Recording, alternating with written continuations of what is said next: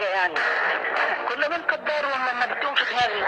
انا جيت على عساكر مره، انا افتكر ايوه مره الساعه 2 بالليل كنا في عز البرد. العساكر وقفت في ارض الطابور، قلت لهم كله العسكري كله قلع. طبعا كله قلع هدومه في عز البرد، انت عارف يعني حاجه صعبه. كل واحد نام على بطنه، ده بالامر. وجبت جركن ميه كبت عليهم وخليتهم يلفوا ارض الطابور كلها. في صف ضباط بيبقوا تقدر تقول ان انت مؤهل عالي مثلا، بيبقى شايل منك وعايز يعمل لك اي حاجه، يكسر عينك بمعنى اصح. يعني ضرب على القفا ماشي، شلاليت ماشي، لازم نمشي على العجين ما يلخبطوش. العيال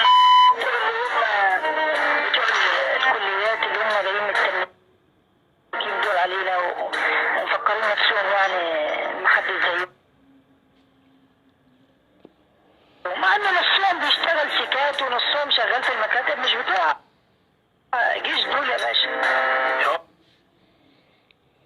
Often you did have an NCO with very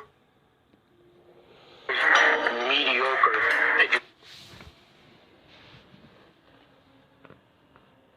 educational level who was in charge of college-educated soldiers.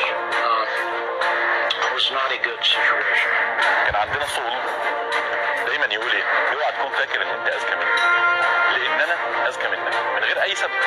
محدش تنطط عليه، محدش حاول يثبت له ان هو اذكى منك.